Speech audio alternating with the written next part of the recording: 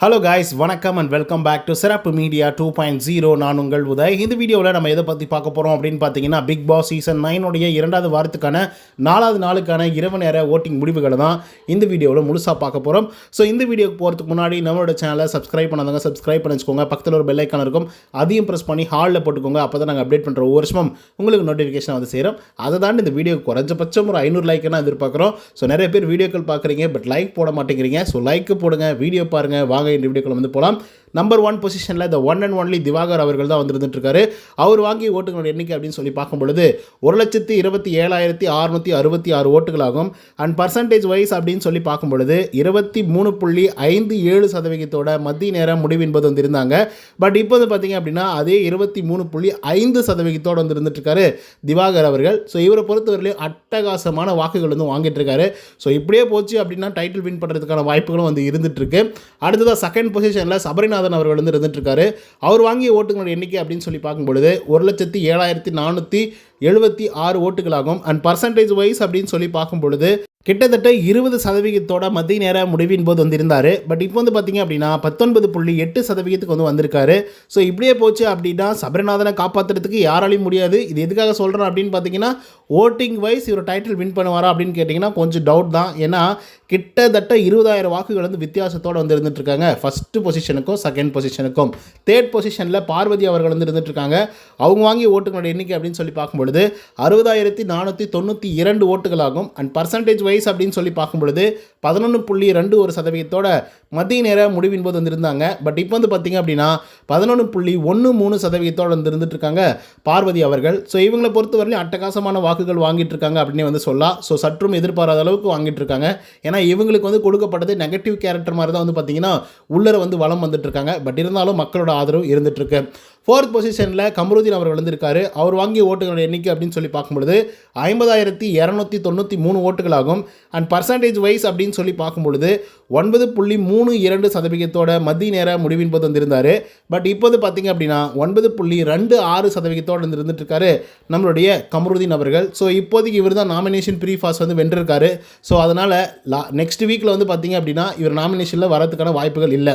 5வது பொசிஷனில் ரம்யா அவர்கள் வந்திருக்காங்க. அவங்க வாங்கிய ஓட்டுகளோட எண்ணிக்கை அப்படின்னு சொல்லி பார்க்கும்பொழுது 44,367 ஓட்டுகளாகும். அண்ட் பர்சன்டேஜ் வைஸ் அப்படின்னு சொல்லி பார்க்கும்பொழுது 8.21% மத்திய நேர முடிவின் போது வந்திருந்தாங்க.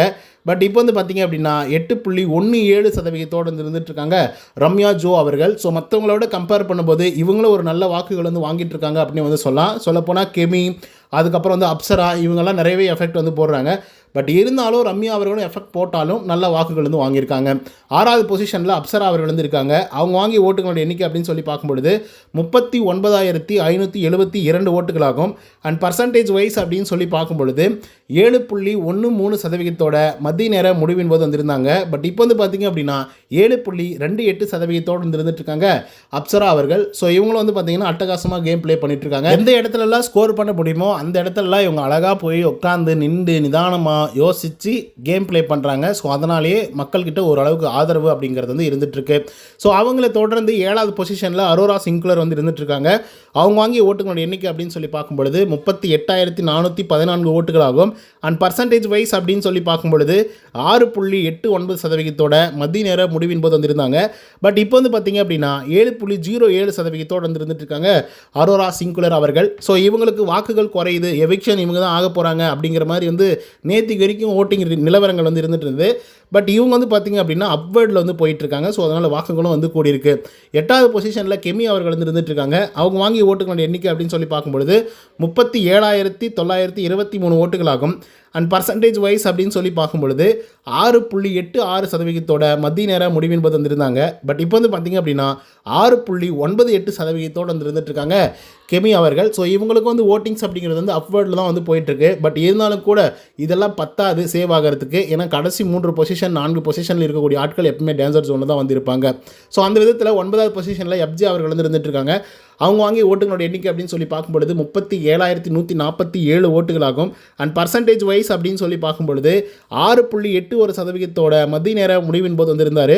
பட் இப்போ வந்து பார்த்தீங்க அப்படின்னா 6.83% வந்துட்டுருக்காரு எஃப்ஜே அவர்கள். ஸோ இதுதான் ஓட்டிங் நிலவரம். 9 பேர் கொண்ட பட்டியலில் யாரெல்லாம் அதிகப்படியான வாக்குகள் வாங்கியிருக்காங்க, யார் குறைவாக வாங்கியிருக்காங்க, எவ்வளோ பர்சன்டேஜ் அப்படிங்கிறத டீட்டெயிலாக விலாவரே வந்து பார்த்துருந்தோம்.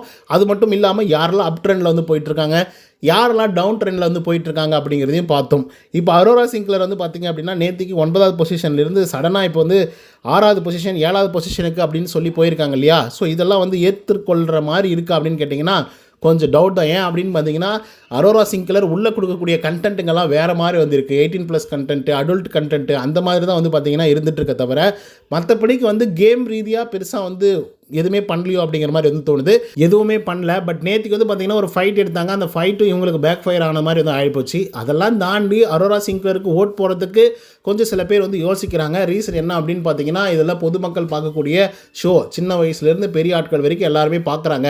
ஸோ இந்த ஷோவில் வந்து வல்கராக ஒரு மாதிரி வந்து நடந்துக்கிறது அப்படின்றதெல்லாம் நல்லாவே இல்லை. அடல்ட் ப்ளஸ் மாதிரி வந்து இருந்துகிட்ருக்கு அப்படிங்கிற மாதிரி வந்து பார்த்திங்கன்னா எல்லாருமே ஃபீல் பண்ணுறாங்க. அண்ட் வெளி சைடில் வந்து பார்த்திங்கன்னா பிக் பாஸ் ஷோவே நீங்கள் தடை பண்ணியே தீரணும் அப்படின்னு சொல்லி சட்டசபை வரைக்கும் வந்து இந்த விஷயத்தை வந்து கொண்டு போயிருக்காங்க. அண்ட் டாக் ஆஃப் த ஷோவாகவும் வந்து இருந்துகிட்ருக்கு. ஸோ அது வந்து பார்த்திங்க அப்படின்னா இவங்களுக்கெல்லாம் பேக் ஃபயராக தான் அமைய போகுது. அதில் எந்த விதமான மாற்று கருத்துமே இல்லை. ஆக்சுவலாக இதுக்கு முன்னாடி சீசன்களில் ஒரு சில சீசன்களில் இந்த மாதிரி டாக் வந்து வந்திருக்கு. அதில் எந்த விதமான மாற்று கருத்துமே இல்லை. பட் எல்லாருமே ஓரளவுக்கு வந்து பார்த்திங்கன்னா நல்லபடியாக இருந்து வெளியே போவாங்க. அதாவது கெட்டவனாக இருப்பாங்க, அதுக்காக ரொம்ப கெட்டவனாக இருக்க மாட்டாங்க. அதே மாதிரி சமுதாயத்தோடைய சீர்கேடு வர வைக்கிற மாதிரி இதெல்லாம் வந்து இருக்க மாட்டாங்க. ஸோ அந்த மாதிரி விஷயத்தில் இந்த சீசனை பொறுத்த வரலையும் அந்த இன்ஸ்டாகிராம் இன்ஃப்ளூயன்சர்ஸு இவங்க எல்லாரையும் உள்ளே தூக்கி போட்டதுனால நான் தான் பெரிய ஆள் அப்படின்ற மாதிரி நினச்சிட்டு விளையாடுறாங்களா, இல்லை அவங்களுக்கு வரதே அதுதானா அப்படிங்கிறது சுத்தமாக புரியல. ஸோ அதன் காரணமாகவே ஆக்சுவலாக இந்த சீசன் ஓப்பன் ஆகிறதுக்கு முன்னாடி வரைக்கும் எந்த பிரச்சனையுமே கிடையாது. ஓப்பன் ஆகும்போது கூட எந்த பிரச்சனையும் கிடையாது. ஆனால் இந்த ஆட்கள்லாம் உள்ளே இருக்காங்க பிக் பாஸ் வீட்டுக்குள்ளார அப்படிங்கிறது தான் மக்களால் ஏற்றுக்க முடியல. நிறைய பேரால் ஜீரணிக்கவே முடியல. இவங்கெல்லாம் வந்து உள்ளே வந்திருக்காங்களா அப்படிங்கிற மாதிரி. ஏன்னா அந்த ஷோவுக்குன்னு ஒரு மரியாதை வந்து இருக்குது. எத்தனையோ ஆட்கள் வந்து பார்த்திங்க அப்படின்னா உள்ளே இருந்திருக்காங்க. ஸோ அவங்கெல்லாம் வந்து நல்லபடியாக இருந்து இப்போ வெளியே வந்து சினிமாக்களில் பயங்கரமாக சாதிக்கிறாங்க. ரியல் டைமில் பயங்கரமாக சாதிச்சிட்ருக்காங்க. இப்போ குறிப்பாக சொல்லணும்னா ஹரிஷ் கல்யாண், அதுக்கப்புறம் கவின், ரியோ ராஜு. ஸோ இந்த மாதிரி நம்ம சொல்லிக்கிட்டு போய்கிட்டே வந்து இருந்துகிட்ருக்கலாம். ஸோ அந்த மாதிரி ஆட்கள்லாம் இருந்த சீசன்கள்லாம் வந்து இருந்திருக்கு. ஸோ அவ்வளோ தரமான ஆட்கள் வந்து வெளியே வந்திருக்காங்க. பட் இந்த சீசனை பொறுத்தவரையும் ரொம்ப தரம் கெட்ட லெவலுக்கு வந்து பண்ணிகிட்ருக்காங்க. மார்க்கிங் பண்ணுறது, கெட்ட வார்த்தை பேசுகிறது, ஒரு மாதிரி வந்து மோசமாக வந்து பேசுகிறது. மோசம் மீன்ஸ் வேறு மாதிரி 18+ மாதிரி வந்து பேசுகிறது, டபுள் மீனிங்கில் பேசுகிறது அப்படின்னு சொல்லி இஷ்டத்துக்கு வந்து பேசிகிட்டு இருக்காங்க.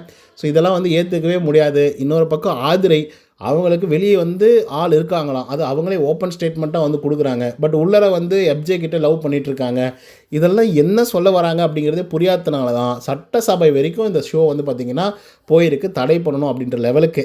ஸோ அதனால் அரோரா சிங்க்லரை வந்து எனக்கு தெரிஞ்சு தூக்கிடுவாங்க அப்படிங்கிற மாதிரி தான் வந்து தோணுது. அரோரா சிங்க்லர் அண்ட் எஃப்ஜே 2 பேரையும் ஒன்றா ஜோடியாக அனுப்பிச்சி விட்டாலையும் ரொம்ப சந்தோஷம் தான். அந்த ஷோ கொஞ்சம் உருப்படும்.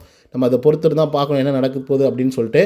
இன்றைக்கி தான் பிக் பாஸ் அவர்கள் பயங்கரமாக கண்டிச்சுக்கிறாரு. ஸோ அதனால் இதுக்கப்புறம் எதிர்பார்க்கலாம், பொறுத்திருந்து பார்ப்போம். ஓகே கைஸ், இந்த வீடியோ உங்களுக்கு வந்து பிடிச்சிருக்குன்னு நினைக்கிறேன். பிடிச்சிருந்தா லைக் அண்ட் சப்ஸ்கிரைப் பண்ண மறந்துடாதீங்க. நன்றி, வணக்கம்.